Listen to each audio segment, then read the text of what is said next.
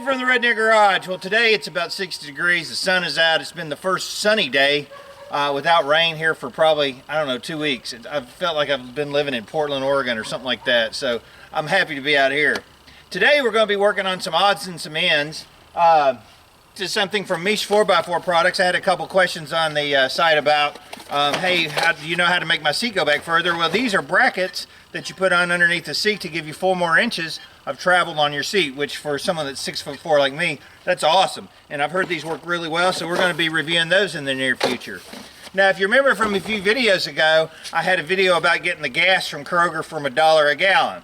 Well, I got tired of carrying around the 3 5-gallon cans, and it really wasn't enough space. So here's the solution to that I came up with. If you remember back a couple videos ago, I showed you how I was getting gas at Kroger because I got a big discount on it, and I was putting it in 5-gallon cans.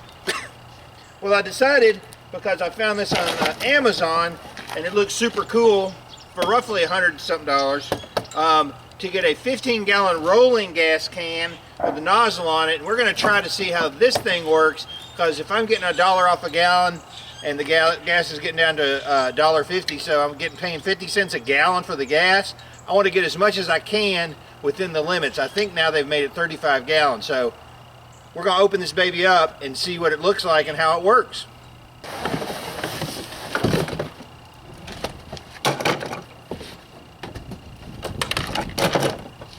Well, it looks like it comes pretty much ready to go. All you got to do is hook up the hose on the bottom here. Looks like a garden hose fitting, so that's cool.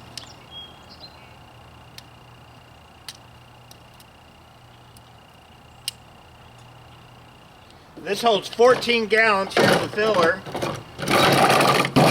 You can fill it up there. That's cool as crap. Well, we're going to take it down to Kroger and see how much we save off some gas, and I may have to bring another 5-gallon can just to make sure. It's got a screen on there, you can tell, for trash, and it's got a ball check valve here on the hose itself. And on this one, it's got a nice ball check valve, so I really don't need to carry this with me to fill it up. So basically we're ready to go fill this thing up. So I'm going to see how it sits in the van and go get us some gas.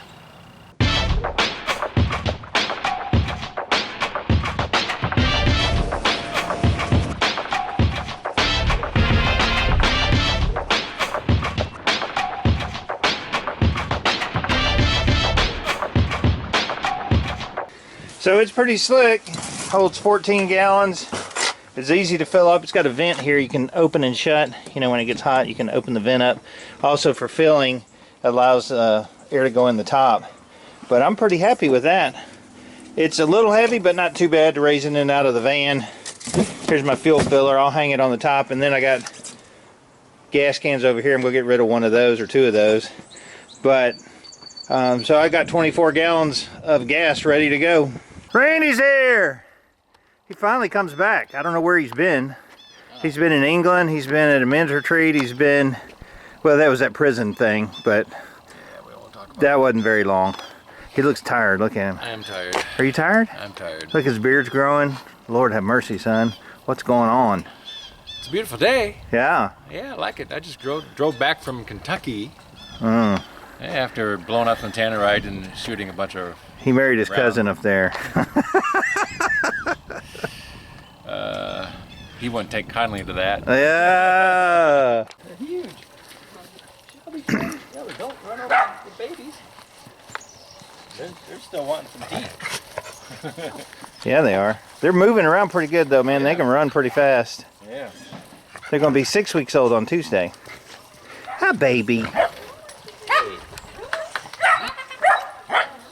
So now that I've got everything hooked up, I thought we could try it. It's got 2 petcocks, one here on the bottom and one here on the tank itself. And I've got those open up, and since the truck's full, I'm going to go ahead and pour it into a 5-gallon can. We're going to see what the flow is like on this thing. It's supposed to be a siphon feed. You've got a vent right here.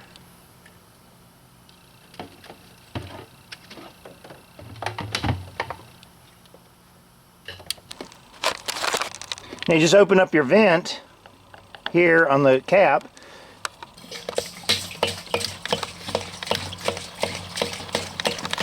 You can hear that going.